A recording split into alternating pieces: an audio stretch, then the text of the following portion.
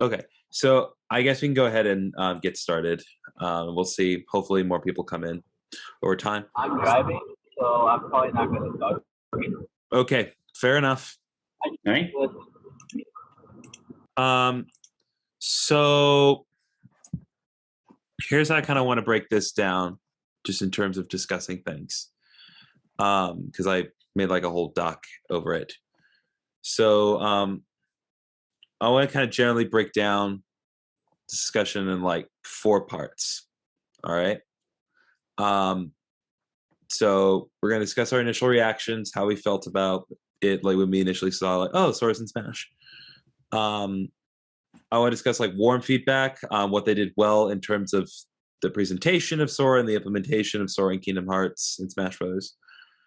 Then we'll discuss cool feedback, focusing on what could have been done better or at least differently. All right, there we go. There's Paige. After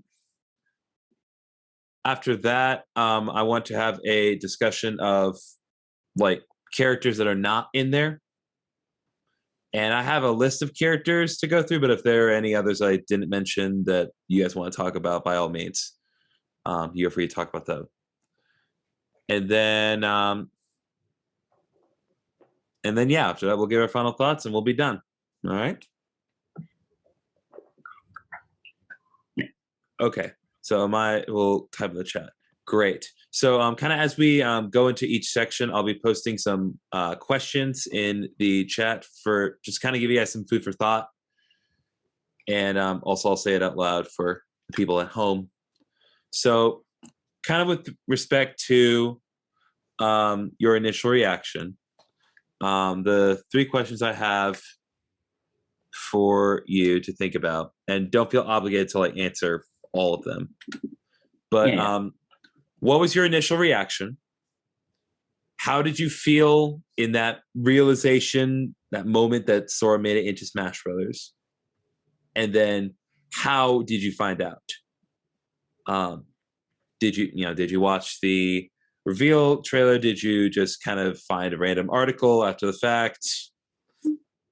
And again, don't feel obligated to answer all of them, but just general food for thought. Okay, I'll go first. Go ahead. So yeah, I was watching the stream as it was happening, so I got up at 6:50 since I'm in Pacific time zone here.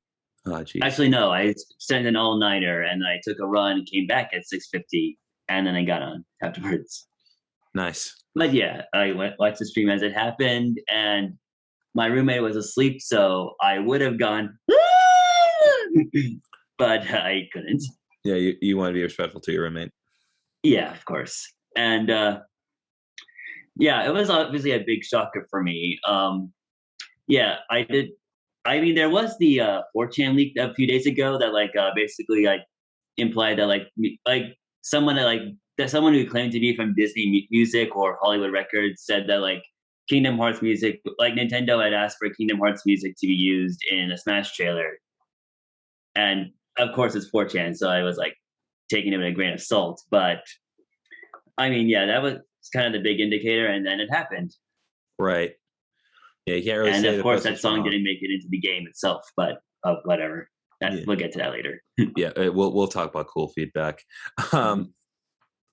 So Maya wrote, woke up at 9:05, randomly joined some guy's stream.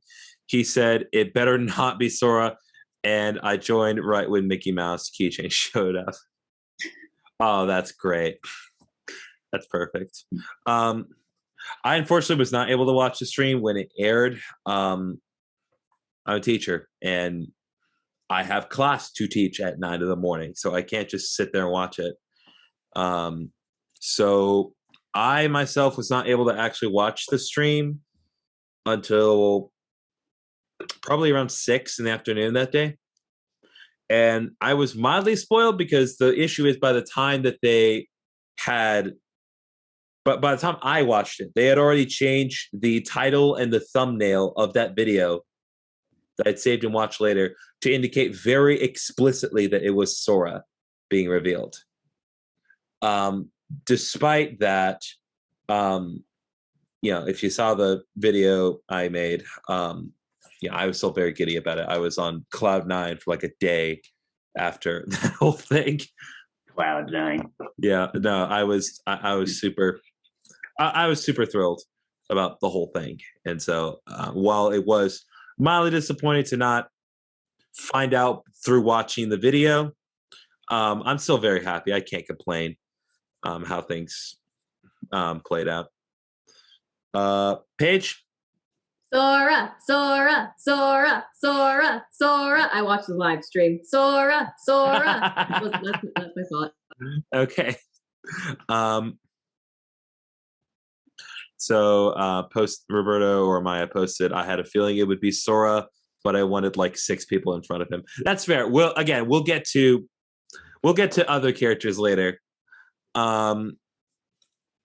So there are none of the people here. Let's discuss warm feedback. And again, I have a few questions, just food for thought. Again, don't feel obligated to answer all of these questions, but just kind of general encompassing. What aspects of Sora's character were implemented well? What aspects of his moveset were implemented well? What aspects of his sound design were implemented well? What aspects of his stage were implemented well? What aspects of the music were implemented well? What other positive feedback can you give for Sora and Kingdom Hearts in Smash Brothers? Okay. So I haven't played Kingdom Hearts in over a decade. So like I mostly just I'm a big fan from the Let's Plays I've seen of him, but of course it's now in the Epic Game Store, so hopefully I can rectify that. I will say like one of the things that like people have been talking about is like Sora is obviously a very happy and positive character, and for the previous Smash trailers have all been like edgy in a way. Like you have like all the characters like basically you have the new characters like beating the out of the other fighters and being all dark and whatnot. And this was a major change of pace in that regard. So yeah, that was a pretty good way of implementing his character. And sound design. One thing to mention is that they managed to get recordings of Haley Joel Osment in there, surprisingly. Like, which makes it even more egregious that like they got Academy Award nominee Haley Joel Osment to like lines from his dialogue to be put into the game, and yet they still could not get Steve Burton and George Newburn's lines for Cloud and Sephiroth. But I digress. For a stage, the dive into the heart thing is obviously the coolest part. Hollow Bastion, I'm mixed on whether or not that's the best stage locale to use for Kingdom Hearts.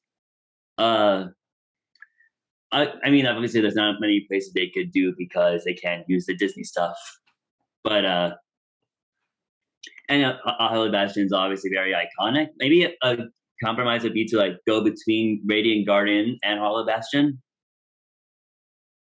or even like go straight over to the Key Bay Graveyard, which I think is more symbolic of the entire franchise. As for music, obviously there's like there's the big letdown that they couldn't have like the Simple and Clean and Sanctuary and Don't Think Twice orchestral themes, and or the vocal themes too. Like, I mean, like they only able to have a few tracks, so I wasn't really expecting much. Let me think. Like, yeah, it's one of them.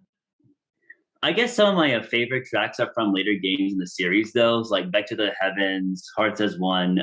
Distadia was obviously really good. Right. I would have definitely liked them to do what they did for Aerith's theme and with the Sephiroth DLC, like how they changed that very somber tone into big and uplifting and fight oriented. So like maybe do that with like Roxas's theme or Kyrie's theme, something like that. Yeah. I think. Oh, did you have anything else? Yeah, I just finished the last question. Yeah.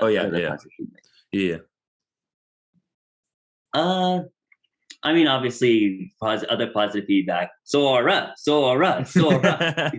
Sora, Sora, Sora.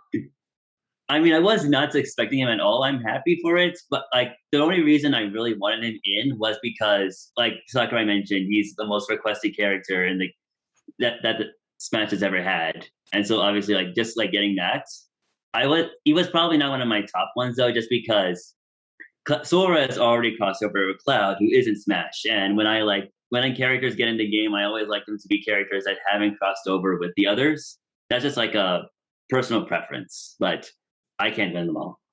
And Right. this is a good way to end it too. Right. And again, we'll talk about like cool feedback and what they could have done in just a minute. But so I think in terms of like implementation of the character, I think they did a good job like with the overall designs of the to like different colorations of Sora. I appreciate that they went with the like Kingdom Hearts 1-esque model of Sora for multiple reasons. I think the biggest one is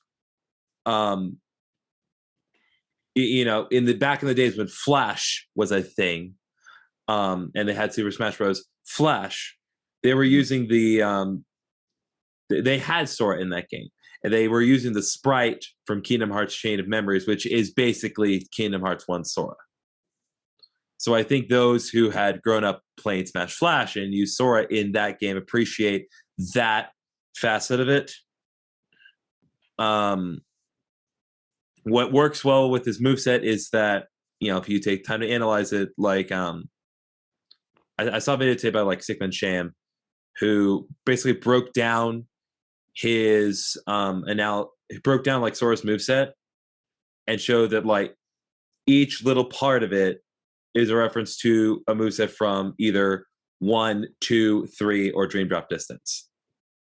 But there's a good mix of all 4 games in there in terms of Sora's moveset. It's not just indicative of one or another. Obviously, sounds implemented well. The Keyblade sounds on point. Haley Joel Osment. They are reused voice lines. I want to say they're reused from Dream Drop Distance, but yeah, you know, it's fine. It's perfectly fine. I was either expecting that or they were going to use like the original Haley Joel Osment sounds from Kingdom Hearts 1 when he sounded explicitly younger before he went through puberty, because it's very distinct. It's like the Kingdom Hearts 1 Sora, and then like everything else sounds drastically different. In terms of the music being implemented well, again, we'll get to like the issues of like, oh, they didn't put this in, or then they make a remix of anything. But yeah, again, for what they probably had to work with, I really appreciate what they were able to put in. I'm not going to complain about Destiny's Force making it in, because I personally think that is an incredibly underused track. They don't really use it like aside from Kingdom Hearts 1, they'll maybe use it like once or twice in any other games, if you're lucky. But like in Kingdom Hearts 2, they never use it, I think, which is a shame because it's a really good track. As far as the stage is concerned, I did want Dive to the Heart, so I can't really complain about that whatsoever. Again, I was kind of expecting the restriction of no actual Disney worlds to be in there, because, you know, putting Disney in the copyright for the game is one thing, but, you know, showing, you know, the Tarzan world or the Beauty and the Beast world or whatever, you know, that was going to be difficult.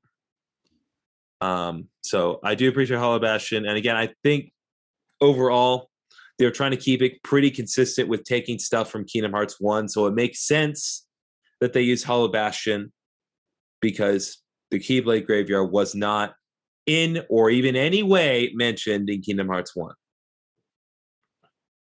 But I'm very happy with how they implemented Sora.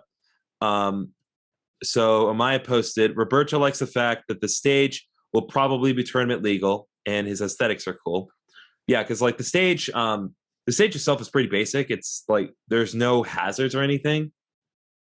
it's just it's just aesthetically pleasing. And then Amaya said, I know Jack and about Kingdom Hearts, so no comment there, but I like black and white Sora.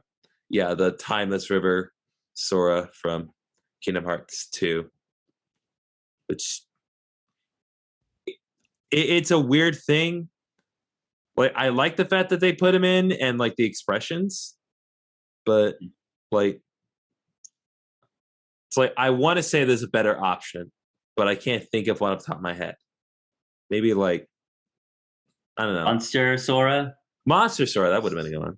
I think it would have been a little too drastically different though, because like this whole thing changes. Toy Sora, that'd be a good one. I'd use that.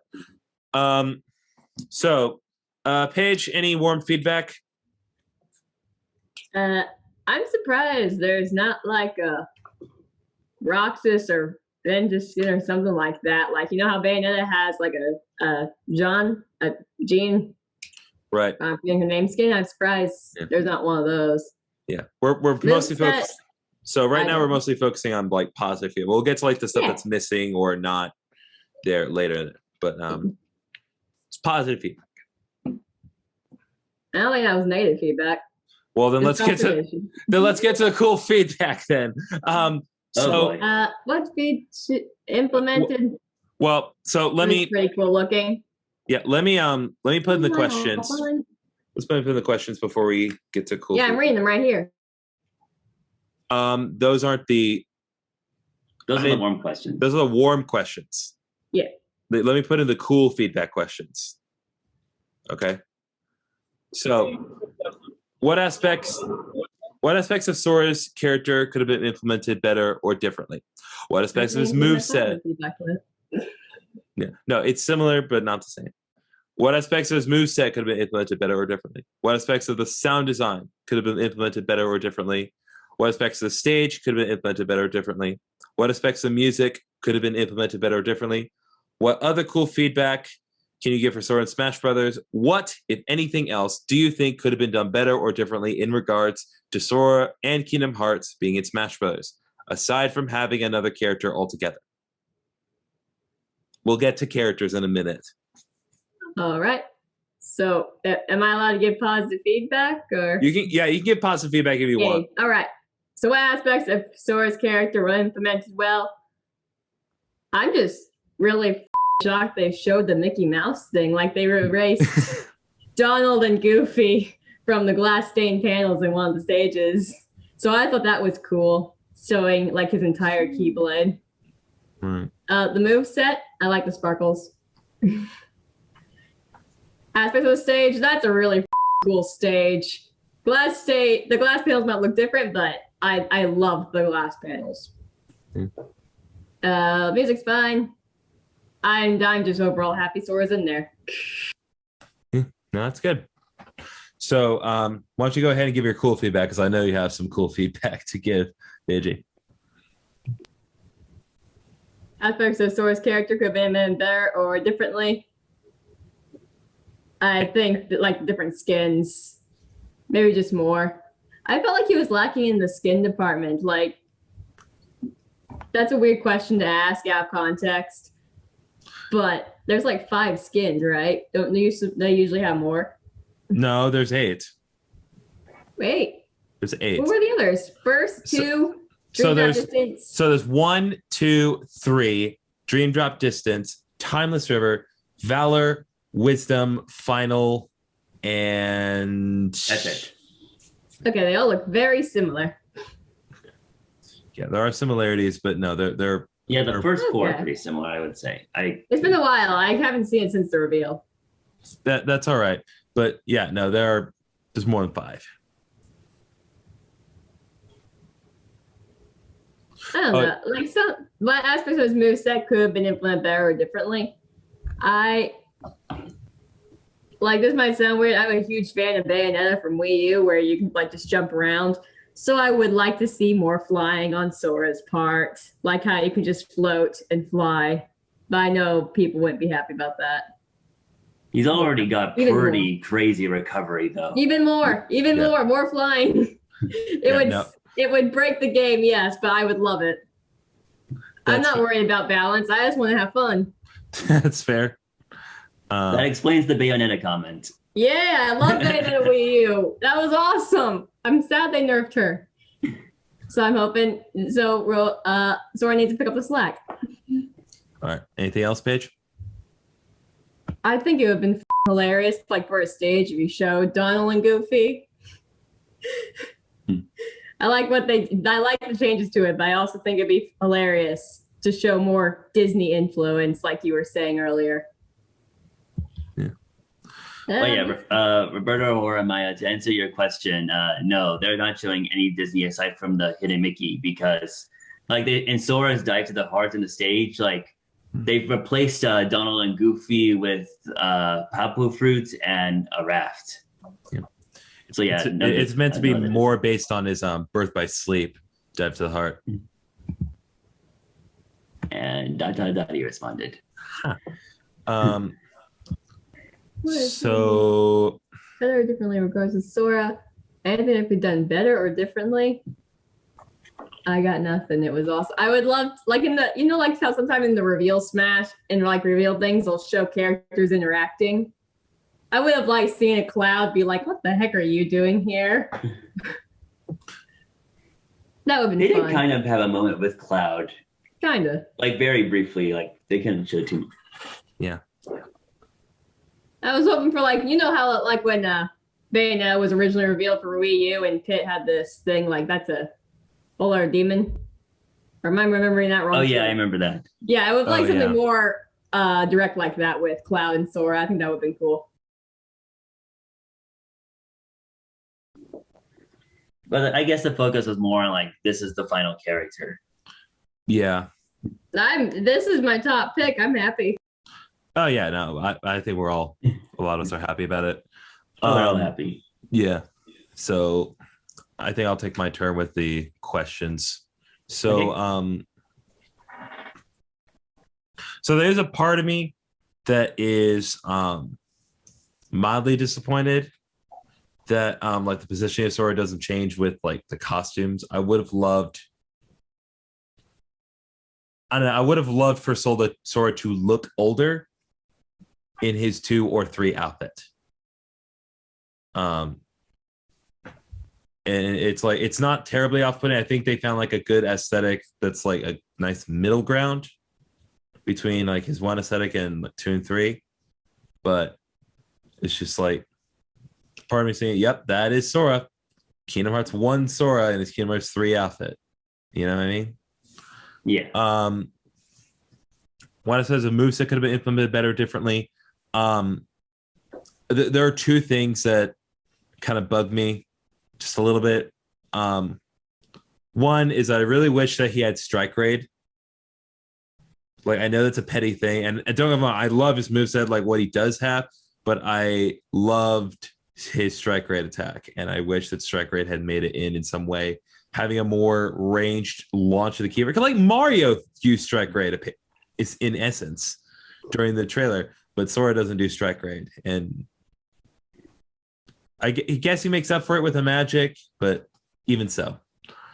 There was also the final smash.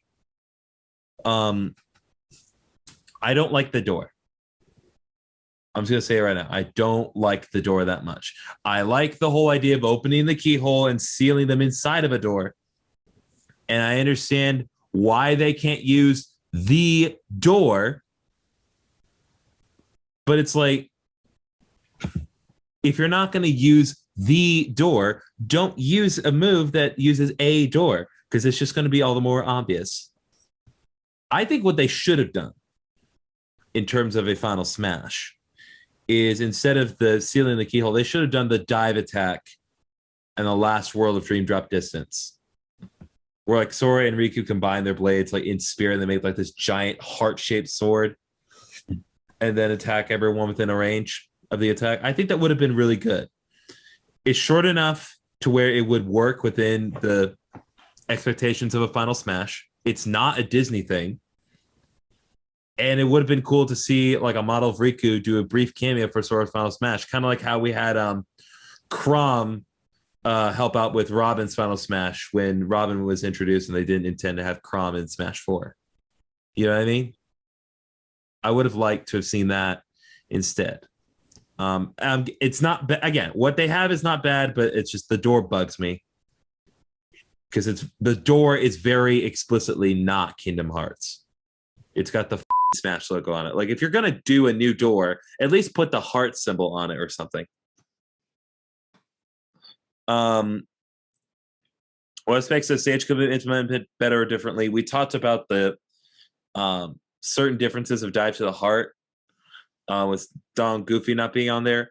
And I think one thing that we need to keep in mind is when it comes to Sora, if you actually do the homework and research on where Sora stands in terms of who owns what, Square Enix owns most of Sora's being.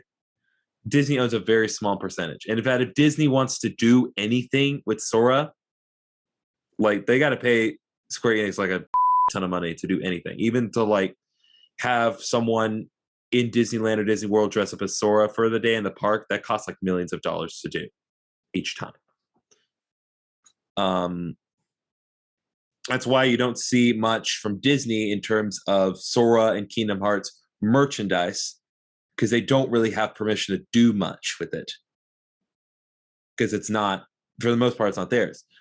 On the other hand, Donald and Goofy, the one of the most popular characters that Disney owns, that's a different story. Disney has every right to say, no, you're not putting Donald and Goofy in Smash Brothers. So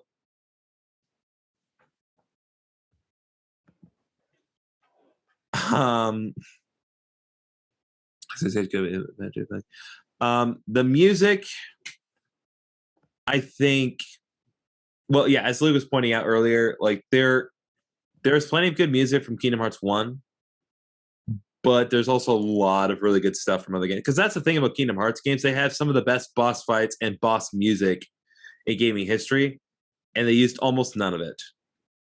Like, there's some really good stuff. Even if you just wanted to keep stuff from Kingdom Hearts 1, there's still some really good stuff that you could have put in and didn't. Like Forza del Mal, Disappeared, The Deep End, some really good stuff that was in Kingdom Hearts 1 that you just didn't use. And yeah, that's pretty much it. Again, I am still happy with Sora, but the Final Smash was disappointing in some regards, and the music, I wish it was more. Or do a remix of something if you're not allowed to use the original music. Remix of Dark and Pettis, I would have taken that. Okay, I guess I'll go now. Yeah. So like you were mentioning, I think I was also like wanted Sora to look a bit older. If I were me, I would have actually gone with the Kingdom Hearts 2 design. The reason why is because that they want like the more modern, like more recognizable version, like an older, like seasoned Sora. I think like a lot of people were saying like they were happy with Kingdom Hearts 1 Sora because it's like it gives you that nostalgic feel. But I think Kingdom Hearts 2 has that even more actually, because people think Kingdom Hearts 2 is better than Kingdom Hearts 1 for the most part. And then also like that said, I think like they shouldn't do Kingdom Hearts 3 because one, it's came after the Smash Ultimate came out, so they probably couldn't even do that. And then also like in addition to it not being as well regarded, like it's obviously much more recent and doesn't have that lasting appeal that Kingdom Hearts 2 and 1 sort of have. Yeah. Moveset, in addition to the Final Smash, I would say that the neutral B, I think that they could have implemented the spells a little bit better. Like maybe they could have done what they did with Shulk, and it's a more of a stat-based thing. And then you cycle like instead of like just making it like completely random, where it goes from like Firaga to Thundaga to Blizzaga, like just like almost on the random, and then you just spam it. It makes it a little bit complicated, I would say, because then otherwise because usually you'd be able to like cycle through it manually in the regular games. I can't say really anything about the sound. I mentioned stuff about the stage and the music. Some other cool feedback. The spirits, actually, I would say. I'm a big spirit collector in Smash, and uh, like the spirits are fine. I would say. Kyrie being the only novice is a little egregious, but I can't expect. Honestly, don't expect much at this point. But yeah, having it only be the Guardians of Light is a little bit underwhelming. I think they could have also gone with well, there's Nominee they're missing, and then also they could have definitely done at least some of the more important darknesses like Ansem, Zemnis, and Xehanort. Yeah, Maybe even Ericus if they want. Yeah, it's like there's so many Xehanorts, and you went with none of them. Like I didn't expect them to go full ham. Like they never go beyond like 16 spirits at the like not even that, like even less. So I definitely didn't expect them to like do the other organization members or anything like that. Yeah, but like it's like if you're again, we've kind of established that they're keeping it pretty consistent with mostly stuff from Kingdom Hearts 1. That's fine. But it's like then It's focus fine. on the guy from Kingdom Hearts 1. Ansem. Yes, it's a little exactly. And also, it's a little weird that like even though like they still have like Kyrie and Riku are in their Kingdom Hearts 1 designs, even though you still got like they're next to BBS and Days characters in that regard. Right. And also, Roxas is a legend. Like he's awesome and all, but really better than Aqua and Riku? I don't think so. Right. What else? Yeah, I think that's about it. Yeah. I think so. One thing I'm gonna say, even though I still stand by the notion that Sora should have looked a little older, I will make the argument that the Kingdom Hearts 1 model of Sora, like say what you want, has been in more Kingdom Hearts games than 2 or 3s, like by a wide margin. Oh yeah, for sure. Like literally 2 is playable in 2 and then the beginning of 3. And 3's just in 3 and then like a very small portion of the end of Melody of Memory. But even then it's using the Kingdom Hearts 2 engine. Mm-hmm.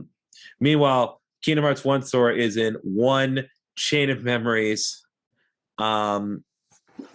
Coded. There's Recoded, Dream Drop Distance, technically 358 over 2 days in mission mode. Dream Drop Distance, and then like the very beginning of Kingdom Hearts 3. They're doing like the select your difficulty section. But yeah, so I get why, but so let's see. So granted, so Roberto posted, granted, I don't know much about the game, like I said, but isn't it Disney centric? I don't know. Disney's painted work with Goofy, Donald randomly show up at some point, like in a taunt when Joker taunts Morgana shows up or something. Again, Square Enix giving the okay for Sora is one thing. Square Enix doesn't really have the ability to give an okay for Donald or Goofy. If Disney says no to letting their, again, their most popular characters aside from Mickey Mouse in, then that's that. And I think that like if you read like between the lines of what Sakurai was saying during the presentation, he was kind of indirectly saying like, yeah, we're putting stuff in that's very explicitly not Disney because we couldn't use Disney. That's what was being said between the lines. So I think that's it in terms of cool feedback. So I'm going to move on to the discussion of missing characters. That's what I have. So again, I have a list of characters here that we can go through. And then if there are any others you want to discuss after that list, then we can discuss that.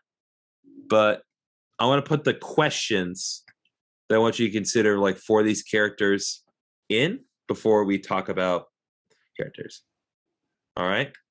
So, questions I have before we get into the actual list of characters.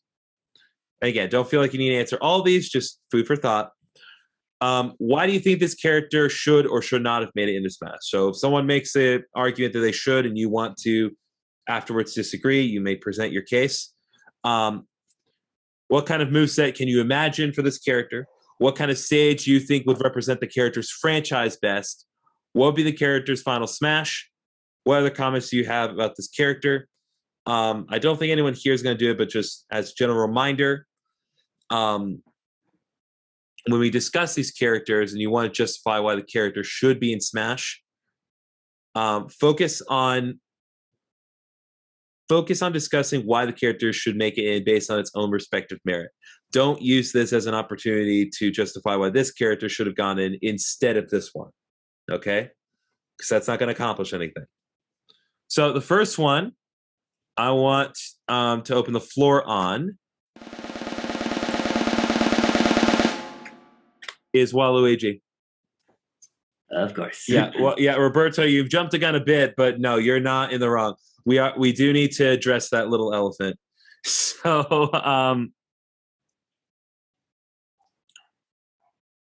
so in terms of my thoughts on Waluigi, there are points for him and against him. The points against him, aside from the fact that he's already an assist trophy, which all but guaranteed that he wasn't going to be a playable fighter, is that for better or for worse, Waluigi has no games of his own. He does not have a single game to himself. Every game that he is in is just like another playable character among a cast of other characters. Okay? I mean, he's in Mario Kart. Does Piranha Plant have his own game? Not to my knowledge. But that's fair, actually. But Petey Piranha is a consistent boss in the Mario series. That's my counter argument to that. Whereas how many times do you fight Waluigi in any games aside from tennis? Aside from tennis, yeah. It's like well, all right then. Enjoy your tennis. Enjoy your tennis. But yeah, like Waluigi doesn't have to get into his own. And it's a shame that he doesn't. Because that's the beauty of Waluigi, is that they could do anything with Waluigi and it would work. He's such a perfect blank canvas to have him do anything. What I think they should do, in my opinion, is they should make a DDR game featuring Waluigi. Because that's an avenue that Nintendo has not taken. I'm serious. It hasn't taken. They have not gone in that kind of direction with their games. And I think having Waluigi do it with those long legs of his, it would work well. People would buy it. I guarantee you. People would buy that. So yeah, he just needs to go, wah.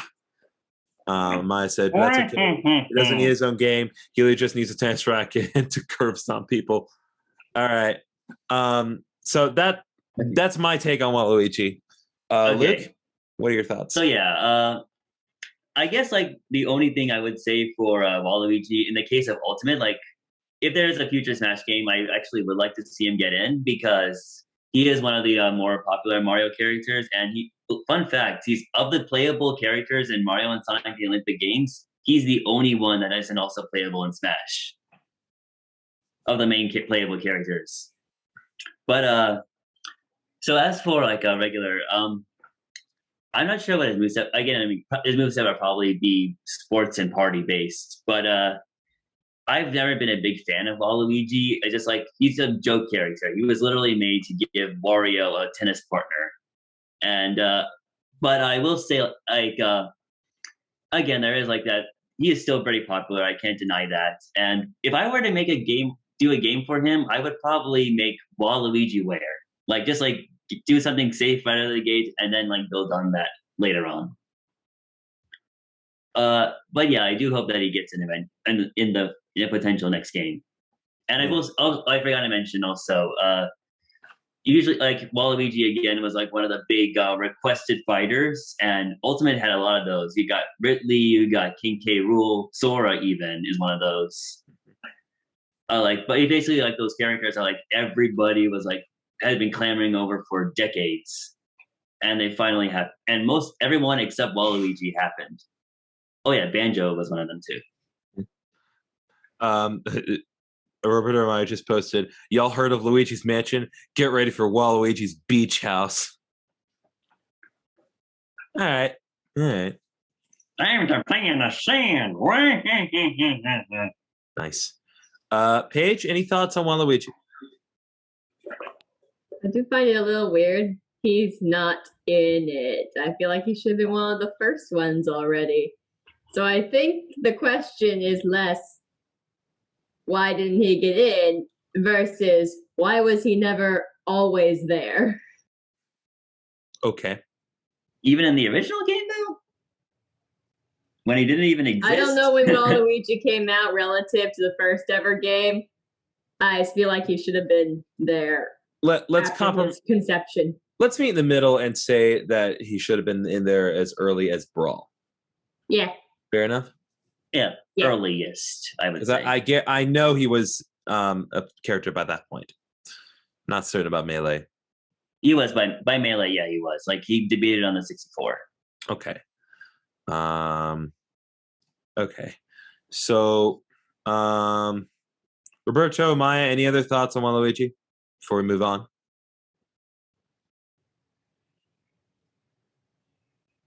Wow. Perfect. Wow.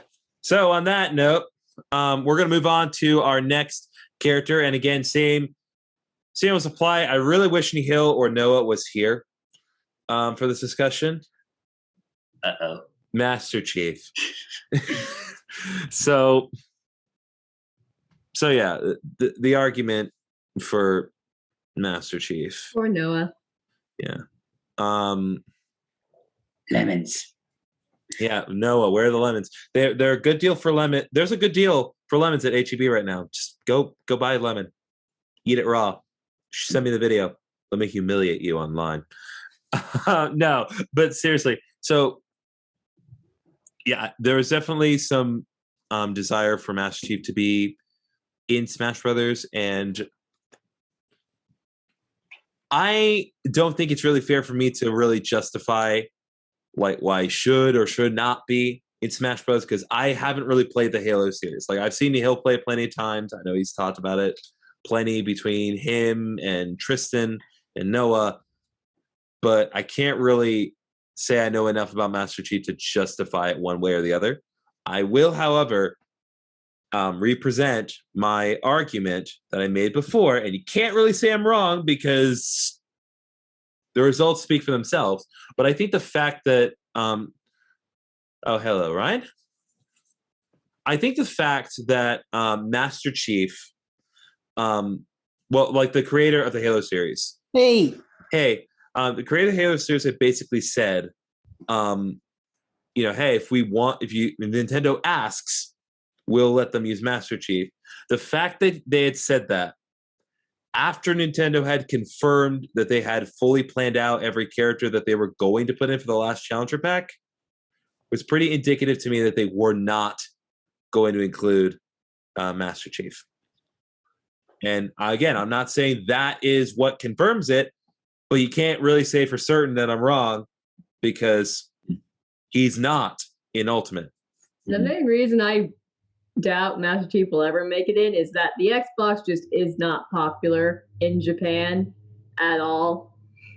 And he's like that flagship. Yeah, that's kind of true. Yeah, I think in general, like the issue with the Xbox, is like aside. Well, no, that I can't really say aside from the Halo series either because that's not true either. The problem with the Xbox, and it's as a result of Microsoft making the Xbox as well as the computers we play games on.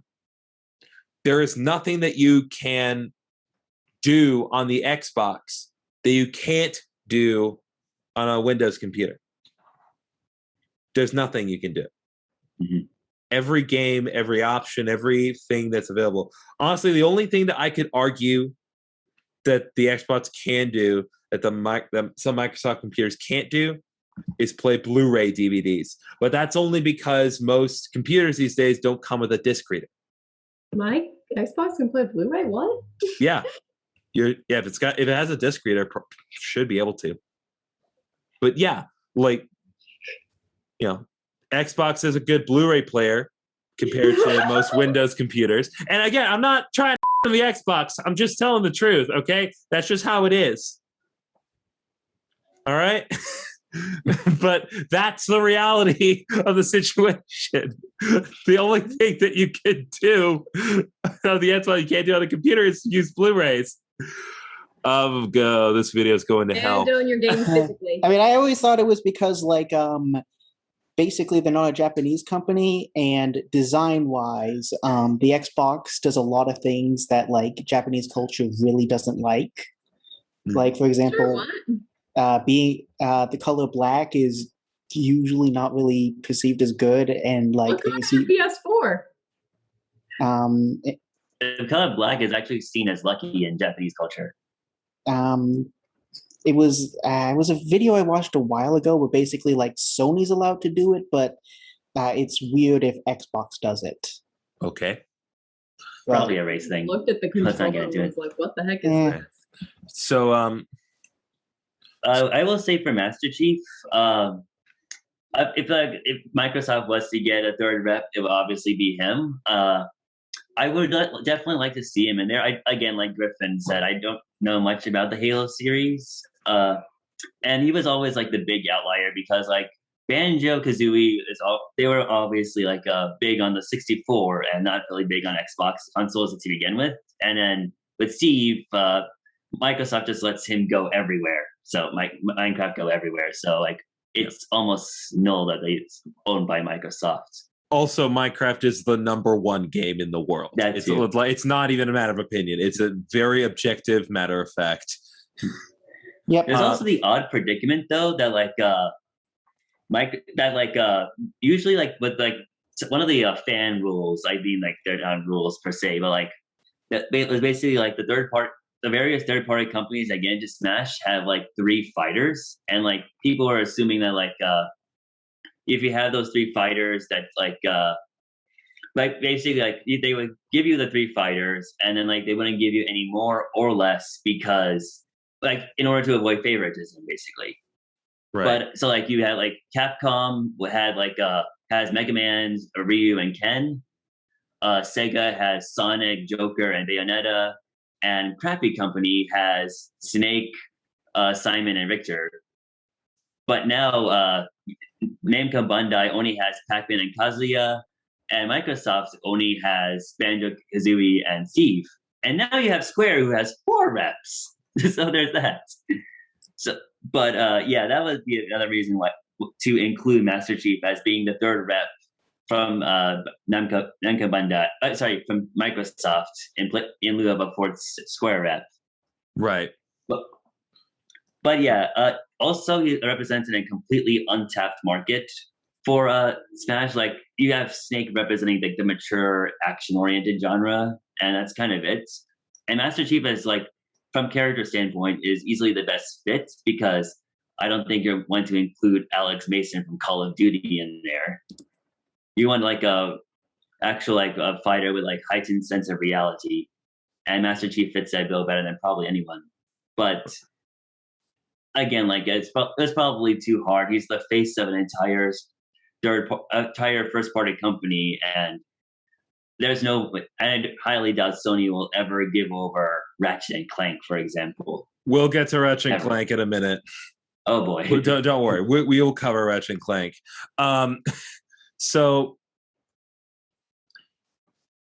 here's maybe in the next game. So here's a question that I just kind of considered.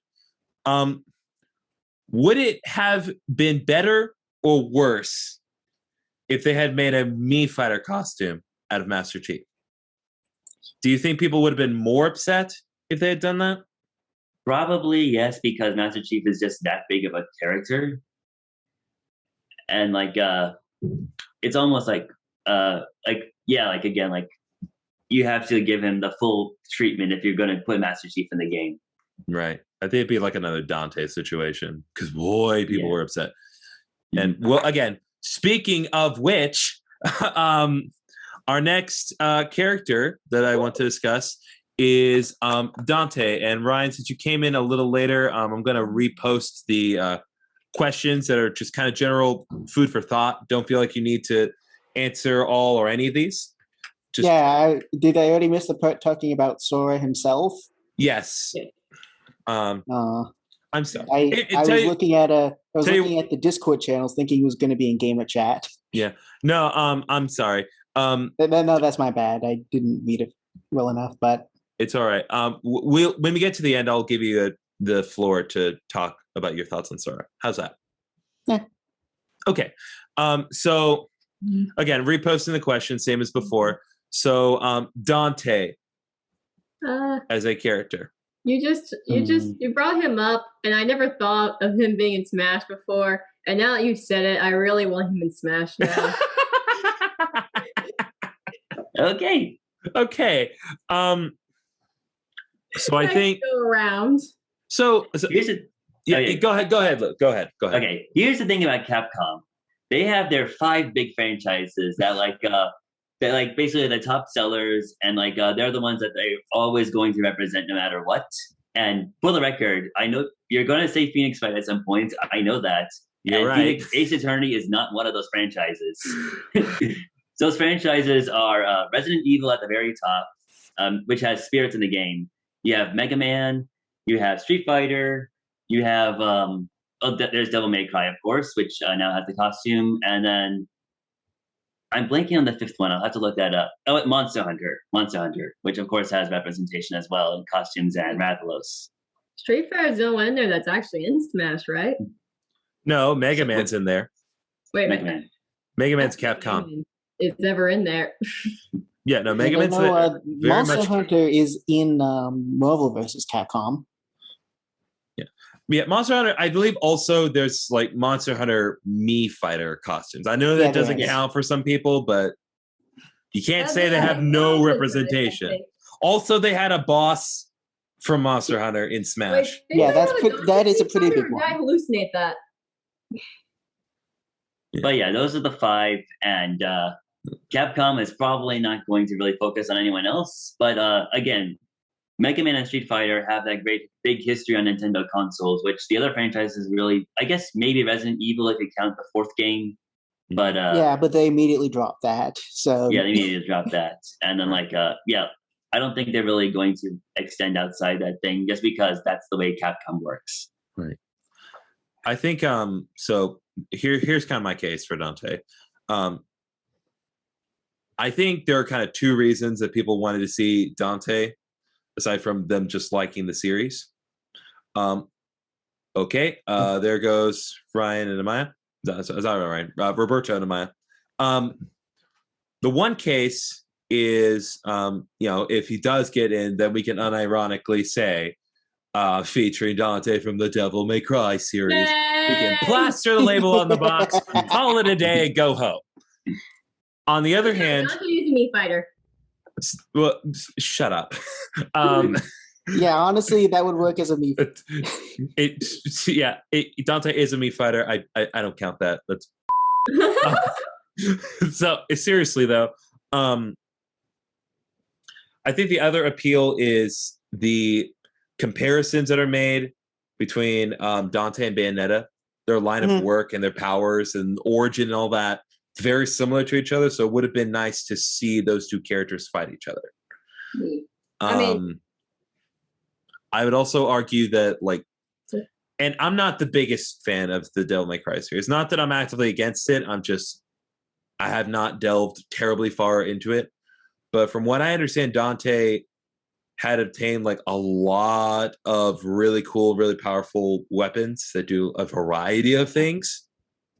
And so that variety gives him a really good moveset to work with. You could have him do basically anything, and it would be within his character. You could have him use different runes and weapons from different games, and it could work. He wouldn't be just another sword fighter. Right. He wouldn't just be another sword fighter. Yeah, he would have a variety of options and different weapons to use. He's a sword fighter with guns. That is what appeals to the kids. So yeah, a lot for him, but like you said, Lou, there's also a lot against him. I'm not gonna pull that up right this second because I don't want it to interfere with the audio. Yeah, this is Bayonetta versus Dante. If you want to see that. Oh yeah, the death battle.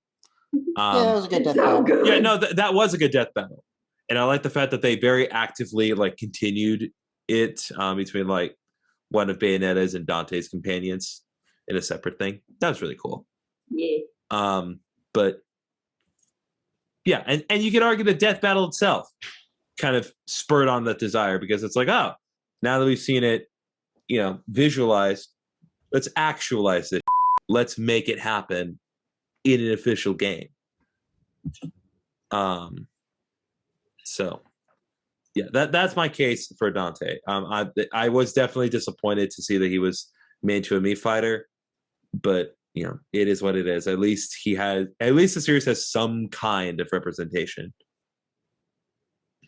Ryan, thoughts? Yep.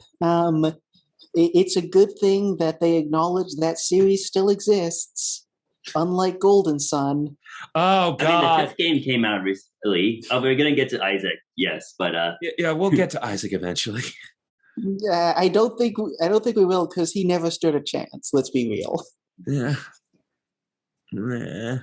Like the only chance he stood was Camelot wanting to make a new game, and Camelot just had huge success with the Mario sports games. There was no chance of Isaac. Right. Like I didn't even consider it on the table. All right. So, do you have any other thoughts on Dante? Not really. He would be pretty interesting to see because he has a ton of potential, and also, like Bayonetta, comes from a game based around combos, which is like pretty highly desired by a lot of people because that usually means good character. Imagine getting juggled by one of the friends you're fighting against. There would be murder in real life. Oh, sure. Just come over here and we'll make it happen. You're gonna kill me? I didn't say that. apparently he's gonna juggle you. I did not say that. I said I'm gonna juggle you, and then you are gonna kill me. I was talking about Dante's juggling. That's what he's called when he gets them in the air and just starts hitting them a whole bunch. Then again, I probably could just literally juggle you. Yeah, you probably could. Okay. Paige, you have any thoughts on Dante? I think he's had weirder crossovers before. Featuring Devil May Cry comes from Shin Megami Tensei 3. Yeah. I'm remembering that correctly. And Yeah, then that's right. Let me put it this way. why not having him in Smash Technically, it is in line with the featuring Dante from Devil May Cry because being a Mii fighter is about the same amount of exposure as he got in that Shin Megami Tensei game. Yeah, but you got to fight him in that game. And you get to fight him in this game as a Mii fighter. Instead of as a main character as part of the plot, he's just like a one-off thing in Shin Megami Tensei 3, and that was the disappointing part because they put him on the box art. So technically, it is in line with the Shin Megami 3 Tensei. But at least it's Dante. This is just a person. This is like a trick-or-treater. A me person's like a trick-or-treater. It's a trick-or-treat. Yep, that. Okay. Yeah, that pretty much sums it Halloween's up. coming up in everyone. Okay. So if there are no other thoughts on Dante, we're going to move on to our next one I have on the list here. And a one-off thing. There's like 20 minutes of him in the original Shin Megami Tensei 3. All right. So Here next for a character is Geno from Super Mario Oh, boy. RPG. Yeah, he didn't stand much of a chance because his franchise is dead, and also in legal hell. So Yeah. That's our. I mean, that is kind of the big issue with Geno is that he's in one game that released literally 25 years ago, like as of this year. It's been 25 years since that game came out. And also the Square thing. Yeah, the Square thing too. Yeah. They're on good terms with Square right now, but at the same time, it's like not good enough. It's honestly also ironic how not good enough worst to co-develop a game and actually reuse Geno in an actual game. So yeah, it's like Sora, Sephiroth, Cloud, forget it. But Geno, and Hero. But it's honestly ironic. What are you talking about? You don't know Geno? I've never played a Super Mario RPG. Yeah, so Geno was a character for Super Mario RPG. Hold on. Let me do one quick thing here. This is why he's not in Smash. People don't know him. Yeah, well, that is the issue. It's you'll be surprised. Like Sakurai said way back in like the Melee days, like I think Geno would have a pretty cool mindset. And now the Smash fan community has been obsessing over getting him into a Smash game ever since. But he's only got a costume. So here's Geno. This is what Geno more or less looks like. It's like a discount Pinocchio. Yep. Yeah, he's a wooden puppet. Yeah, pretty much. Shoots people. Yeah, that's his whole shtick. Oh, hey, Israel. But it's Israel. But yeah, no, so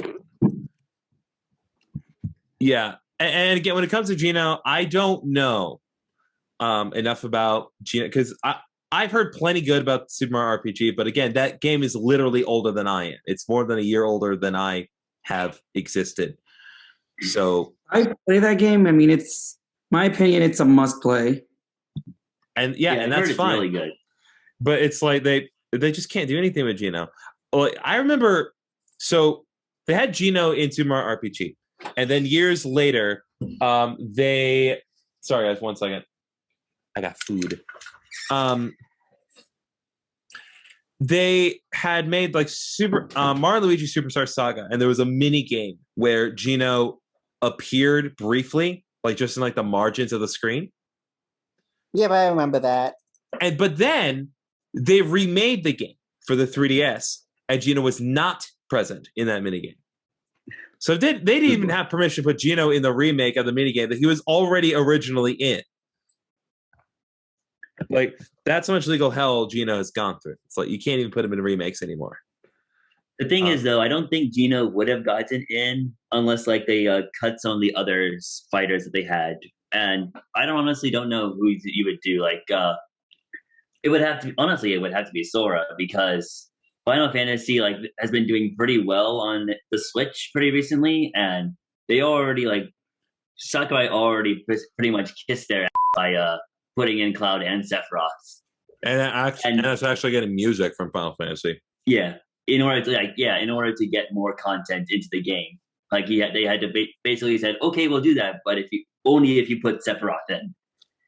And then with Hero, Dragon Quest, the Enix side of the spectrum has always had a pretty good relationship with Nintendo. So it's honestly pretty obvious that they would get in.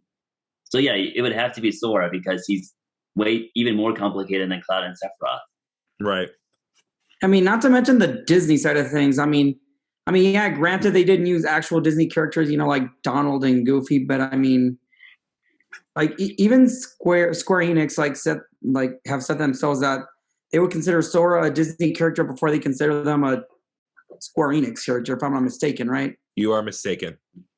I am? Yes. Oh. No, Disney can barely do anything with Sora. We talked about this earlier. Disney can't do much of anything with it. The reason that Disney does not sell Kingdom Hearts merchandise is because they don't have permission to. They need Square Enix's permission, and usually to get their permission, Disney has to pay them a ton of money. So I get the argument from the other side, but that's not correct. But again, back to Geno. Again, we'll wrap up final thoughts on Sora later. But yeah, Geno just again, I'm not saying Geno's not a good character. In my opinion, I mean, I'll say that. Yeah.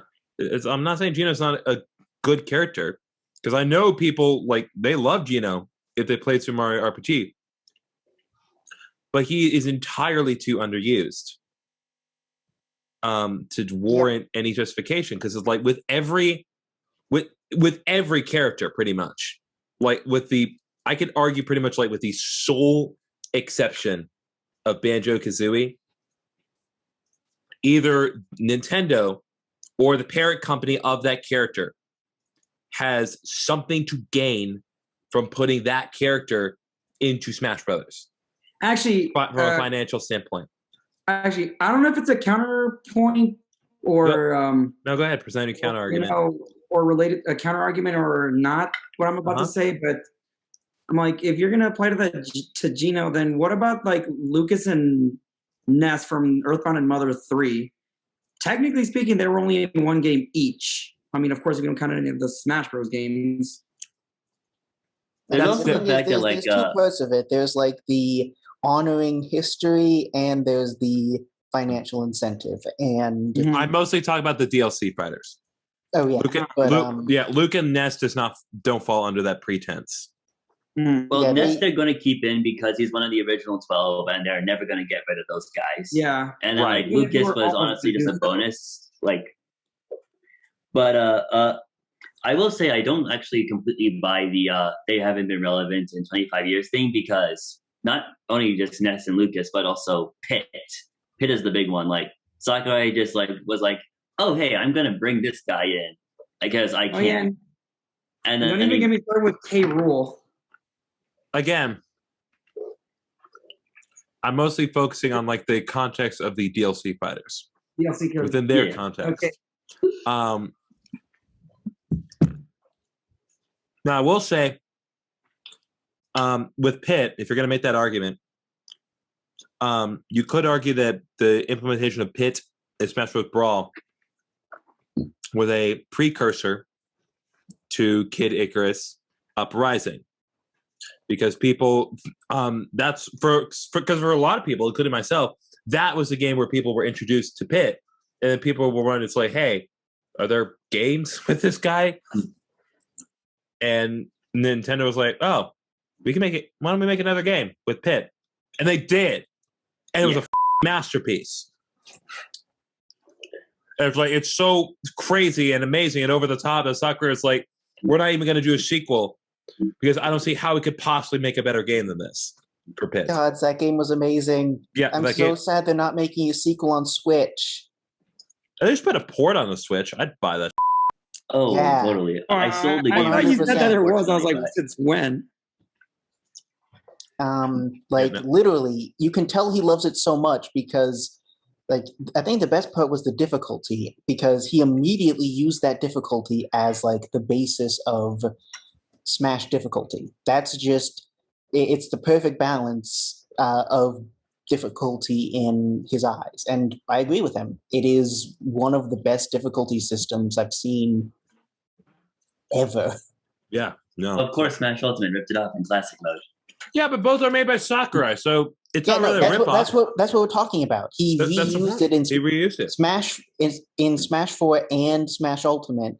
Classic mode is the intensity thing. Yeah, the intensity, the intensity, which is like a risk reward in which like you use resources to start out higher, and also it gets more difficult, and the better you are, the higher it rates you and the more stuff you get. But at the same time, you're never forced into it. Right. You always have total control over it. So since we're now veering away from Geno, I want to focus back on our next character that we need to talk about that's not in Smash. Before we do, what did I miss? You missed a discussion on Sora in terms of initial reactions, positive and negative feedback. But when we get through the missing characters, if you want to give your thoughts on Sora afterwards, you may do so. All right? So I'm going to repost the questions just for Israel's edification. But the next character that we need to discuss, and I really wish Roberto and Amaya had not left the call, Phoenix Wright. Oh boy. Yeah, Like I said earlier, never that was played never the going to games. happen. Never played the games before. they haven't added in many characters that were also in Marvel vs. Capcom, so I wasn't actually expecting too much. Right. And I that's feel kind like of it had, that's kind of the argument. It's the argument that goes both for and against it. You could make the argument, it's like, oh, you can make Phoenix Wright into a fighter because he's in a fighting game. At the same time, it's like, yeah, he's already in a fighting game. Why do you want him in this doesn't really one? hold anything because Tekken, Street Fighter, that Right, the new one in the West knows. right. But even though my argument for that is those are fighting games first and fan service second. Whereas Marvel vs. Capcom is fan service first, fighting game second. Yeah, The point is to pit Marvel and Capcom characters against each other and somehow make a fighting game system out of that. I saw people were like, of course they're going to put Phoenix Wright because they released those games for the first time in the West, and they wanted to promote that. I'm like, they already got out their promotion characters. Now it's the fan-chosen characters. Yeah, it lined up very well, but that was mostly just ironic. It wasn't. Yeah. It wasn't in the cards. Yeah. And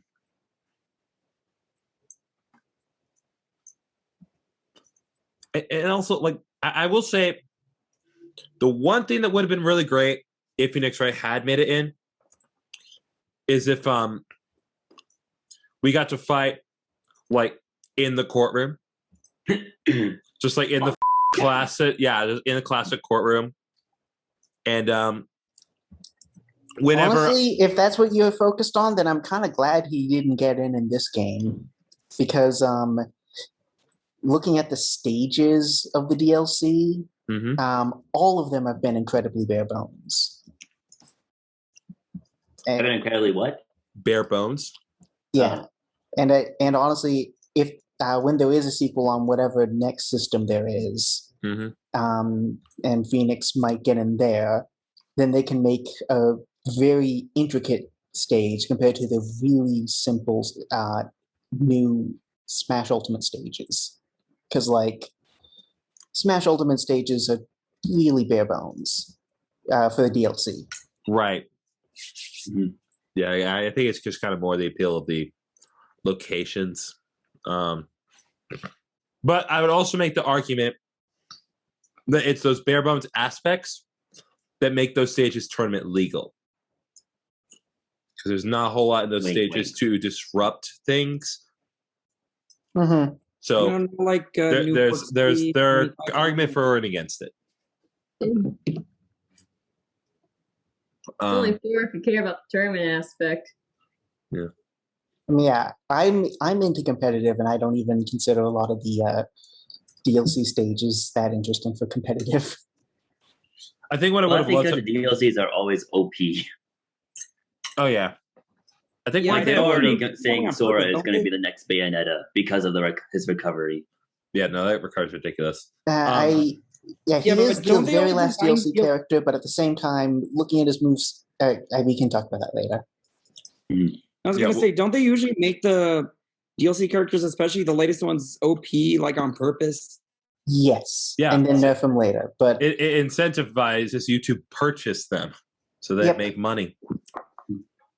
So I will say one other thing I would have loved to have seen is like if Phoenix Wright were a character, they have like a special ending where it's like the final verdict given by the judge, but instead of giving the verdict for the trial, it's the judge declaring the winner of the match. Yep. I think that would have been really funny. Phoenix Wright. Exactly. Just give the normal announcer voice to the judge. Just make the judge like really epic for some reason. Also, I would have loved to have had a Miles Edgeworth Mii Fighter costume. Oh yeah, that would be fun. That would be really fun. Any other thoughts on Phoenix Wright? I will say, like, I guess, like, if I had to say one thing, I think like they're probably one of the more likely / better options for getting a Spirit event in the future. That's a good argument. Yeah, But that's I have to go with That's Luke about on this. it. I They can would buy be that. pretty likely to get a Spirit Battle later. I can see that. Spirit Battles have been a great way to advertise upcoming games. Reminds me a lot of a Street Pass, where if you're online, you could just get constantly advertised games, which was like really well liked. Oh yeah, no, Street Pass was the bomb. Paige, any thoughts on Phoenix Wright? Any more thoughts? No. Okay. So I think those people were just hyped up on the new game. oh, the Ace Attorney New Chronicles. game, quotation marks. Oh yeah. Yeah, new game. So the next case I want to talk about, and this is a weird one. I've actually put 4 different characters in the same boat altogether. And those 4 are Spyro, Crash, Ratchet and Clank, and Jak and Daxter. Of course, Okay. of course. Yes, And I think it's fair the to put the PlayStation platformers. right, the PlayStation platforms. I think it's fair to lump them in together because not only do they all have their own iconic franchises, all from the PlayStation, but also with the exception of Jak and Daxter, the other 3 series have all gotten either remasters or revamps of their series within the past couple of years. Okay. Yeah, So a few years, because I think Crash, that- I want to say originally was 2017. Are you kidding, Israel? I'm sorry for being That's what, technical. are you seriously thinking that's when he first came out? no, he's No, saying I'm that's when talking the about the remaster came out. remaster. Right. Okay. I was scared for a second. It's like, are you serious? Israel? Come on. No, Okay, no, no, you're. I know they're like PS1 games. All right. Thank Not Jesus. popular enough yet. Thank I'm not Jesus. that dumb. I'm not that stupid. Okay. Okay, so What's here's your my argument, thing on Luke? those characters. So first, I think they should be separated in 2 because Spyro and Crash are now owned by Activision, while as Ratchet and Clank, Jak and Daxter, and also just Sly Cooper for good measure, those are still owned by Sony. Plus, you've got all the other Sony. Activision. I'm just gonna say, like, all the Sony characters, like Kratos, Nathan Drake, Joel from The Last of Us, what have you. Like, Sony's never gonna do it. Sony and Nintendo hate each other's guts. They did. It gets even worse than what used to be between them and Nintendo and Square. It's never going to happen. Yeah, I mean, it's the animosity between Sony and Nintendo that, well, It's ultimately is the what made music of Sony what it is Nintendo. today. Because Nintendo basically said you to the people who would ultimately end up being Sony when it came time to decide on whose disc technology to use. So Nintendo got the CDI, which led to some of the worst games ever. The And Philips, Sony yeah. became a multi-billion-dollar Those games are franchise. Masterpieces. Oh well. That for a My time, boy. yeah, and Sony for a time owned Spider-Man. So gotta be doing something right. I mean, don't they kinda still do? They do. Yeah, They kinda- still own it. Yeah, they kind of still do is a good description. like they own the movie, right? The movie and TV rights. Right. And even TVs, they're both still pretty shaky. But anyways, for Spyro and Crash, because they're owned by Activision, I think that would have been a good compromise in getting a Sony rep in. And like one of those 2, I wouldn't care either way because they met each other, and I think they've crossed over with other Sony franchises. So like if they could, like you've already got the Metal Gear crossover between Yeah. like And you know, Snake and then Raiden being in PlayStation All Stars Battle Royale. Remember that game? yeah, no, you know something that I just randomly thought of, like, yeah, I think one of the '90s commercials where what was it? Crash went to Nintendo HQ to roast on them or something. Oh yeah, that. I think I remember that. Nice. Yeah, I think it was from the '90s, right? Hey, I think so. I don't know. I mean, we were hardly alive during the '90s, so I can't really say. Yeah, we're probably like 1 or 2 or so, maybe. So, But yeah, those would have been one of my top. Either one of those two would have been one of my top picks for sure. Yeah. I'm fine with them not getting in now because we got pretty decent Microsoft representation in its lieu. But yeah, something I would have liked. Yeah. Either Spyro or Crash. Yeah. If you want my opinion, I mean, I guess if I grew up with them, then I probably would have been on the same boat. I mean, not that I'm against them. I mean, if they were to get in, I would think it would have made sense. But I mean, it is what it is. And the one thing I will say, comparing Ratchet and Clank versus Jak and Daxter, if it had to come down between one of those two, I feel as though Ratchet and Clank would have been better because Clank helps. What the does what does Daxter do? Oh, yeah, also, not to mention, well, I mean, I guess if we're speaking in today's times, Ratchet and Clank actually did get a new game for the PS5. Yeah. Oh yeah, Rift Apart. That's supposed to be pretty good. Yeah. I actually I played a little bit of it at Joey's place. I have it right here, actually. Nice. Hey, the camera's somewhat censoring it. Yeah, I'm having a weird blur effect on my Zoom setup. Any other thoughts on that whole hot mess with the Sony Wait, characters? so this is when I can put my own character in? Well, I'm asking with respect Put it to in the characters, chat, and we'll get to it later. Yeah. I'm probably gonna do that if I run out of time. Okay. So Be prepared. all right. So are there any thoughts on Crash, Spyro, Ratchet and Clank, Jak and Daxter? Anyone? Okay. I think it'd be cool if Spyro was in there, but it's never gonna happen. Okay. Leave for a fan game. I'm gonna say one thing about Spyro. I think the reason that he's not gonna ever make it in is because Is this the quadrupedal thing? yes. Aside from Ivysaur, no one in Smash Brothers is a quadruped. Everyone is bipedal. All fours when he runs. What? Oh my god. Doesn't Pikachu use all fours when he runs? Yeah, but Pikachu doesn't need to stand on all fours. He uses all fours to move faster. But with Ivysaur and Spyro, they don't have a choice. Okay?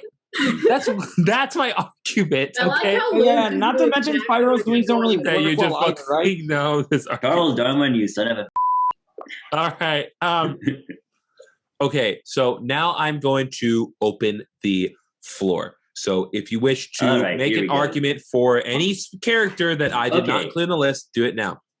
I'm going to put them all in the chat because I have my own roster here of who I want in a potential next Smash game. All I'm right. gonna do the Okay, same thing great. as a little Luke. bit of context doing. first before I do that, though. Mhm. Here's my thing for the next Smash game. Everyone's already been saying they've already put so much into this game. It's got all the characters back. There's probably not going to be able to do much higher. But so what you should do is pull out Thanos. You just get rid of a big chunk of the cast, not most of them, but a big chunk of them. And then I don't want to go through all the characters I keep, but I will say the ones that. But I will say keep the roster about the same amount of fighters. And I'm now going to put the ones that we haven't talked about. Okay. So in the meantime, Israel. Yeah, you I did put not that one miss out by accident. Okay. Yeah, I was trying to. Speaking of Nintendo, No, I was Click- trying to click the enter button while also pressing shift, but it just Yeah. did a regular send. as actually, opposed to, Israel, I have a question for you regarding Earthbound, other/Earthbound spirits. Mhm. Why are they all legends? They're all legends, and they're so difficult. And it's really, I think I have them all now, but it's super frustrating. Honestly, that beats. Okay, let's see.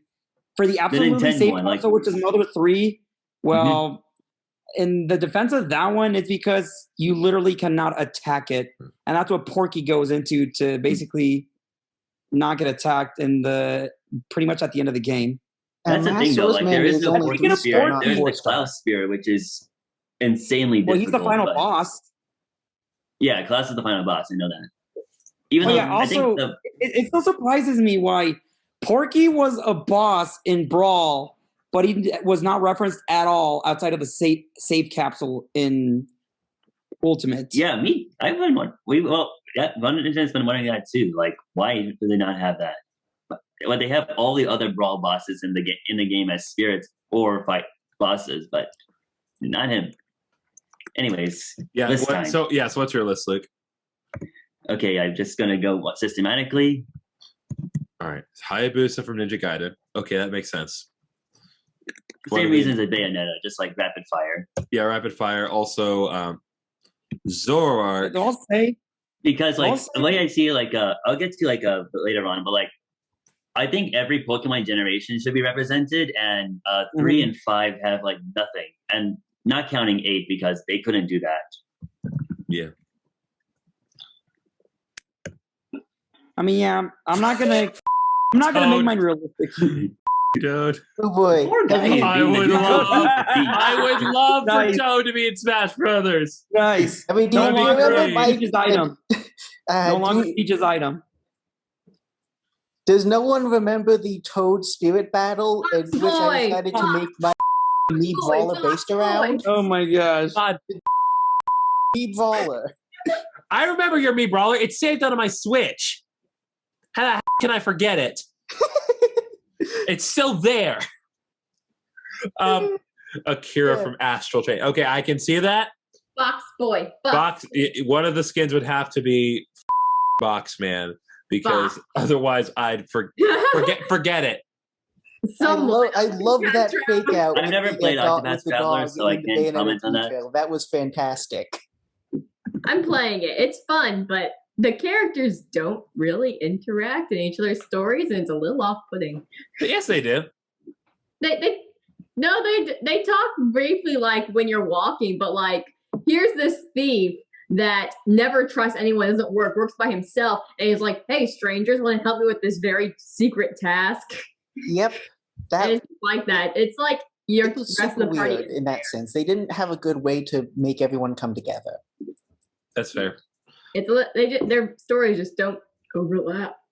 From what Right, but that's kind of the thing is that they had to write it like that, so that way if I you know the chose reason for it. not It's just- to do it, It doesn't make it any less off-putting. that's fair. I mean, like the thing is, at no point in any of their stories do the fact that they have party members really come up. Yeah, There's only just like a couple of conversations, and the thing is, it's even a point in some scenes that the characters are alone. Yeah. And don't have anyone else they can ask for help. Like, once again, Primrose. It's a big point that she goes in disguise as something else, and then the rest of the party just magically teleports next to her when the espionage is done. Okay, so let's see what else is here. So we have So we have Rayman. Makes sense. Saki, Sin and Punishment. Shantae, definitely a big one. Dixie Kong. So I'm gonna be honest with you, Luke. I read Bandana D as Banana D, and I was really confused. I was like, "Who the heck is that? Is that one of those? Is that one of those like really real like furry Ds from the 3D Kirby game? Like, I don't remember." Man, Tails of Waddle Dee would have been great. Tails would have been great. Yeah, but also that's- like Waddle Dee, because I've played Waddle Dee a bunch in Kirby games with the spear and like the helicopter move. It's so much fun. Oh sure, Kirby would be great. Hayabusa. What you used to. It's Hayabusa. Yeah, Tracer from Overwatch, Doomslayer. Well, you got your we me. can't do that. Yeah, I can't do that. You got your me fighter costume. Honestly, I'll take that because like I know that they did a lot with his character in some of the more recent games, but in the first Doom game, it was here's your guy, shoot and kill everything. I'm a bit sad that Hat Kid never got a me costume, but well. Yeah. Travis, A No lot More of Heroes. That's fair. A lot of Fine. other indie games managed to get costumes, but because Even it's what good was it? Shovel representation. Knight was made to an assist trophy. And quote from Cave Story, Raiden from Mortal Kombat. Here's what I'll say on Raiden. I think the one big point going against it is that he is like obviously there's Yes, Raiden is a Mortal Kombat character and he's one of the classic ones, but the thing about Raiden is that like he's very explicitly referencing something that is not video games. It's representing like Japanese mythology. That would be my True, but he is a video game character. Yeah. Yeah, I think he counts. I mean, you could do Sub-Zero as an alternative. Yeah, like I would argue like either Sub-Zero or Scorpion would be a better choice. Cuphead's good. All right. Cuphead. Well, you got the Mii Fighter. Honestly, Yeah, I love the Mii Fighter. He's a Scorpion guy for those. And I guess by extension, same thing with Sans. Here we go. Sceptile. Like I That would be Blaziken my might have been more likely as a fighter, but yeah, Subtile's not bad. All right, Lara Croft, Tomb Raider. Okay, now prepare yourself Oh for my the gosh, next it worked. two. All right. All right, I'm gonna mute everyone so Luke has his like time to. These are the final two right here. Okay. All right. Well, okay, you can't do James Bond because that's James Bond. Okay. I know, it's a pipe dream, but like I think like if they want to go bold, they should do like non-video game characters. And since Nintendo published GoldenEye, it's the only logical choice.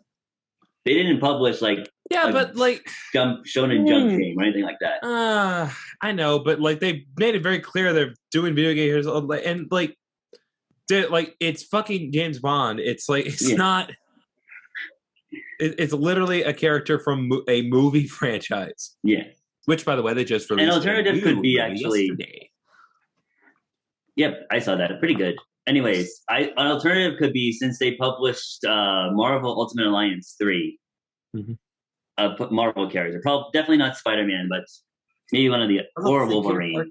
But maybe one of the others. Right. And an original character. All right.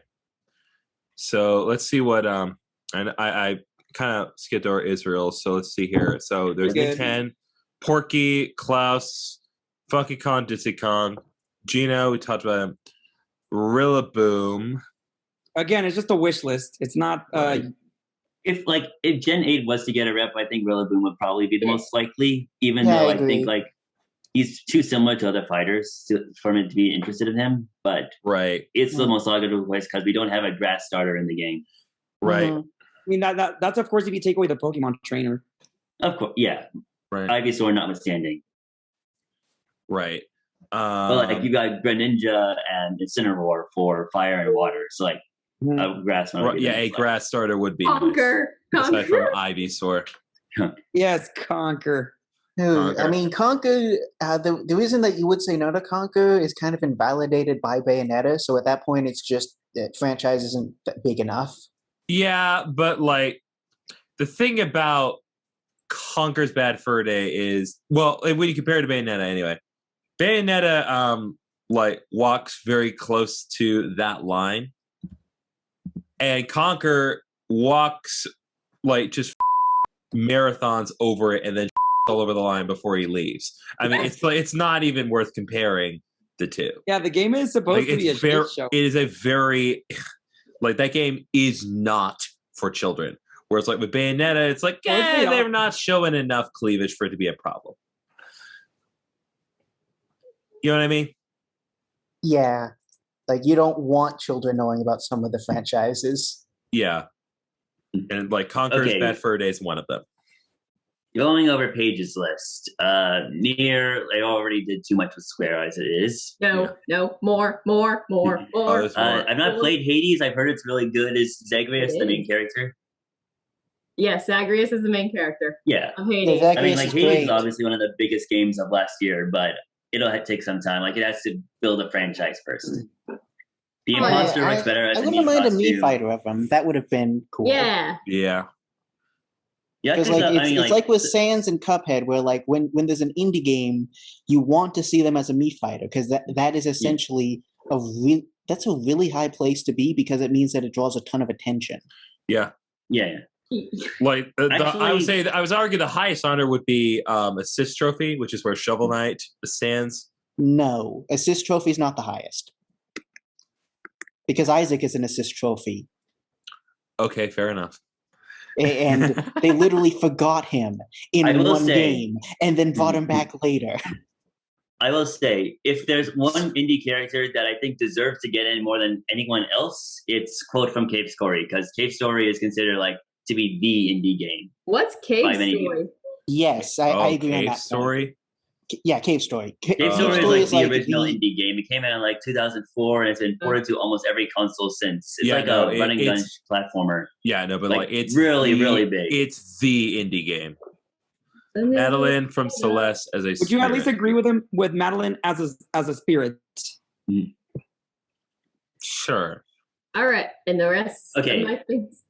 Continuing going down your list page, I think Yakuza and but both Yakuza and Shenmue, I think like Sega already has quite a lot, and I also don't think Ryo is even much of a big fighter guy, so I don't think it would work. What the hell do you mean Ryo isn't a big fighter guy? That's kind of his Shenmue art. is always much more about like the exploration of the environments and whatnot.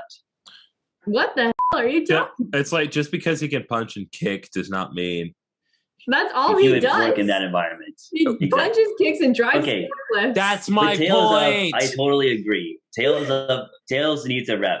I would say definitely say that. They got Dragon Quest on there. They got Fire Emblem. They got a lot of them. Final Fantasy. Now they have Kingdom Hearts, but they still have any Tales of character, and they're just still making games. You know what? Who else should be on this list is not Tales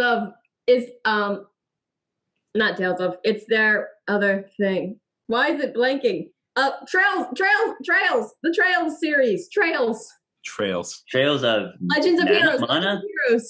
No, like Trails in the Sky. That was a really that one's good really RPG. That's series that's criminally underrated. Wait, I spelled Tails like incorrectly. I'm just not. Yeah, probably my fault. Yeah. Also, there's the Tales series, and then there's the Trails series, which are two different. The Trails. So, like, Legends of Heroes is like the big series. It's under Trails. The Trails series is underneath that, and it's the most popular one.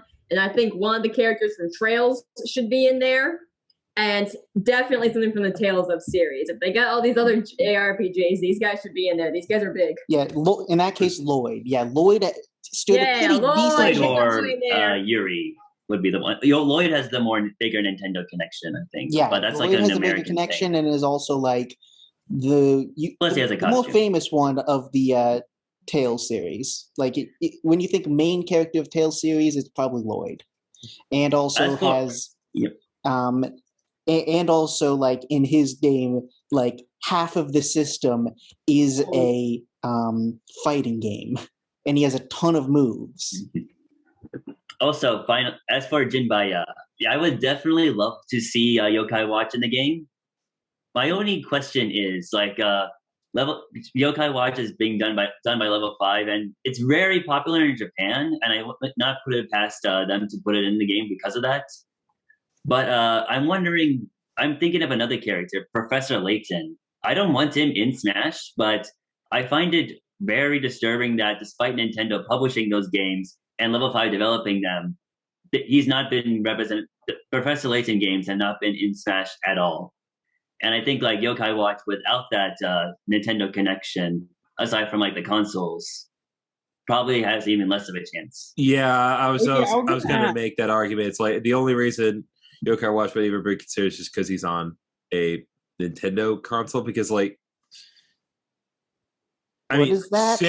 say what you want about the differences between Yokai Watch and another really popular series, but Yokai Watch and Pokemon. I mean, it's the same concept. No, it's really not. It's really not. Why? Because it is the closest Pokemon clone to actually come close to succeeding. The battle system is completely different between the two. Yep. Yeah, I don't like. I tried Yokai Watch, dropped it because of the battle system. I actually have a question regarding Yokai Watch. Mm-hmm. Yeah. Is it on any like consoles other than Nintendo ones, or is it only on Nintendo ones? Only on Nintendo consoles. Hmm. You get it And- now on the 3DS. It's got a very cool. If anyone even still plays it, That's the way 3DS, more I mean. Oh no, the 3DS is canceled, so No, probably not. no, you.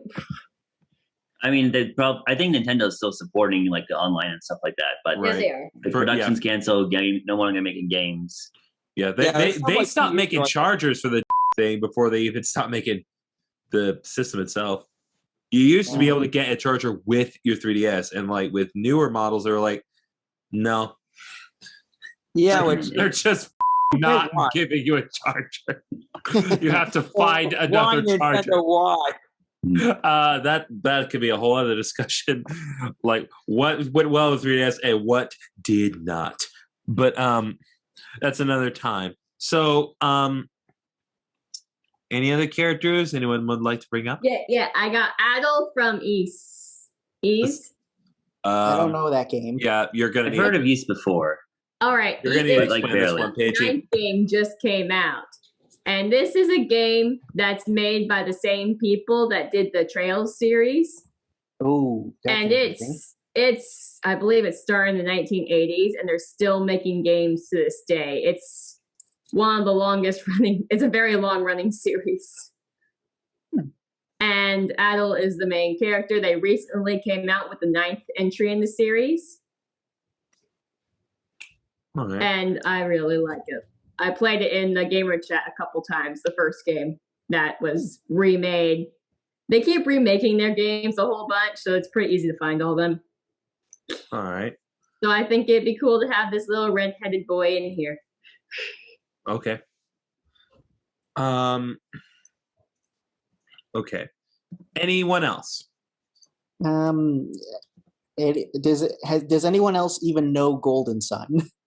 I've heard. I know I mean, of Golden Isaac. Sun. You mentioned it earlier. Yes.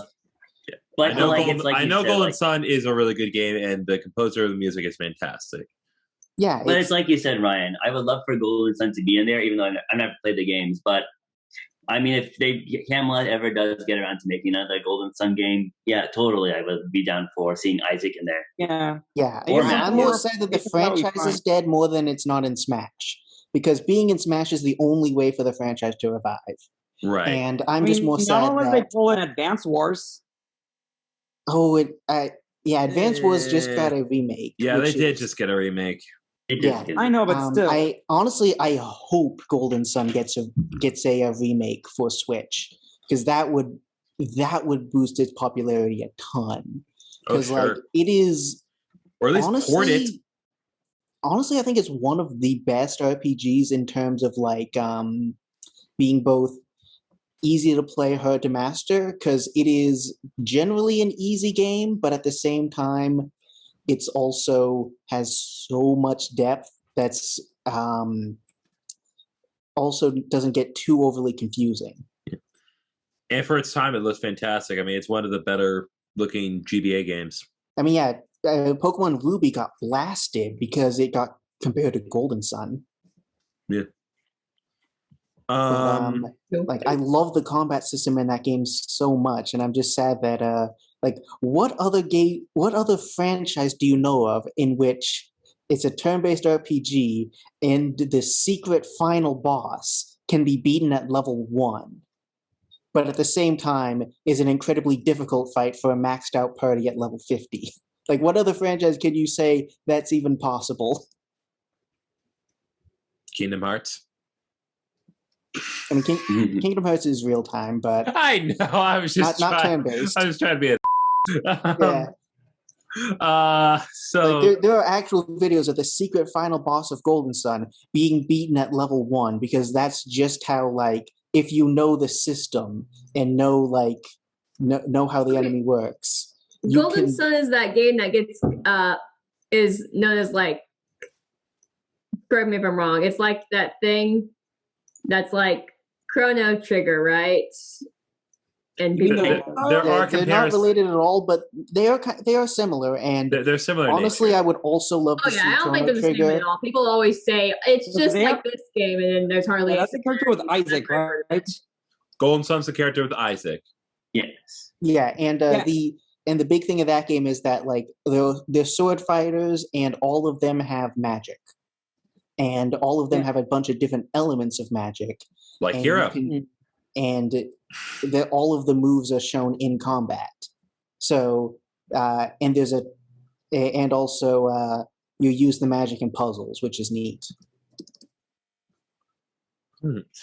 Yeah, I was gonna say, just to correct me if I'm wrong, but Isaac was an assist trophy only in Brawl and Ultimate, right? Correct, sir. Yes, they removed him as an assist trophy in Smash 4 and then never referenced him, to the point where I am happy he actually became an assist trophy again, because that's just how forgotten he is. That the Waluigi treatment is desirable for him. Oh, sure. Oh my god. That is how underrepresented he is. That as a fan, I am happy he got the Waluigi treatment, because that is like the highest honors he could ever receive. Oh my god. Okay. Any others? So if not, given that Israel and Ryan came into the meeting late, would you like to give your thoughts on Sora? I have food for thought questions, just like I did with the others, if you want those. I don't think I'm gonna head out. I have a overpowered. meeting pretty soon. So. All right. See you, Luke. Thank you very much for coming, Luke. No problem. See you guys. You want to start, Ryan? Yeah, I don't think Sora's going to be that amazing. I think he's going to be pretty decent, similar to like Hero and stuff, but probably better than Hero. But I don't think he's going to be that great of a character. And I think the grounds for saying that is looking at Jigglypuff. As Sora doesn't seem to have a lot of control over the air. Like he can be in the air for a long time. And unlike Jigglypuff, he can actually land, and the air, being in the air isn't a weakness like with Jigglypuff. Right. But it doesn't seem like he has a ton of control over the air. He's pretty good at edge guarding. Like, he is. He has a lot of tools for edge guarding. He is excellent edge guarding. Between like the down air that he can cancel out of, and the thunder neutral B, I think he's going to be a great edge guarder. But I don't think his air game is going to be that amazing, and I don't think he can really stay in the air long enough to actually pose too much of a threat. And his moves, I don't think they're going to be positive on Shield, and they're not super fast and also not super disjointed. So I don't think he's definitely going to be fun to play, but and especially having an easy character compared to the really difficult ultimate characters is going to be nice. Right. But that's essentially. I'm not thinking he's going to be super fantastic. Okay. Unlike the other ones, which are purposely overpowered. Right. Israel? Okay, I mean, unlike Ryan, I can't really speak from a competitive standpoint. I mean, at a casual standpoint, maybe, but I mean, before I even try to say anything about that, I mean, I think as far as Sora even being included in Smash, well, I mean, of course, it is a big deal in the sense that, I mean, we got a character that, well, is also partially owned by Disney, like a very big company that's pretty much up there with Apple and some others. I mean, like, I don't just mean in recognition, but also, I mean, Disney might as well just own the world at this point. But anyway, going back to Sora. So the fact that Sora even made it into Smash Bros., like I said, is a big deal. I think it makes sense in retrospect. I mean, of course, I think like Sakurai mentioned in the direct or the presentation, it was a very highly requested character since the days of Smash 4. Or at least as far as he's aware from the poll that he put up, or the ballot, whatever it's called. Right. The Smash ballot. Yeah. I mean, so yeah, like I said, there's the popularity factor. The legal factor is already taken care of. And then the practicality factor, which I think would be a good transition for talking in a like casual play. Like Ryan said, I think, I mean, based on what we saw, he probably would look pretty floaty because of how light he is. Mm-hmm. Right. As far as his attacks, well, I mean, of course, we can't say anything like final since he's not out yet. Mm-hmm. Not for another few days, I think. But anyway, yeah. But as far as his move pools, the variety is pretty interesting. Not gonna lie. In what way? He'll be fun to like, play. That's definitely going to be true. All right, bye, Paige. Like in some ways, wait, who's leaving? Paige. Okay, but anyway, going back to my point, what I was trying to say is, like, in terms of the diversity of moves, thinking in some ways it may be a bit similar to like Heroes, like RPG-like moves. That makes like sense. I think when you press the special button, right. One thing that Luke and I kind of talked about is that, like, one, there isn't as much variety as Hero. Like, Heroes, ultimately, like with Heroes move pool it's ridiculous. It's totally random, but it's ridiculous. With Sora, like Firaga is okay. Lazaga is okay. Thundaga is a little underwhelming in terms of its presentation. Like, its effectiveness is still objectively fine, but like some of the Thundaga animations from Kingdom Hearts are really good. Shulk. That was another one I was trying to think of. Shulk. Okay, I think it is actually more comparable to Shulk because, like with Shulk, I mean, Sora's like added moves are set rather than randomized like Hero.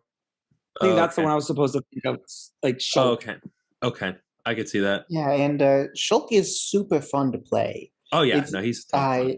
It's great because he's difficult, and it's really rewarding to make use of his unique features. Yeah. I'll say, I remember like one of my favorite characters to play in Smash 4 was Shulk Kirby. That was favorite character in the game. Shulk Kirby. Oh sure, nice.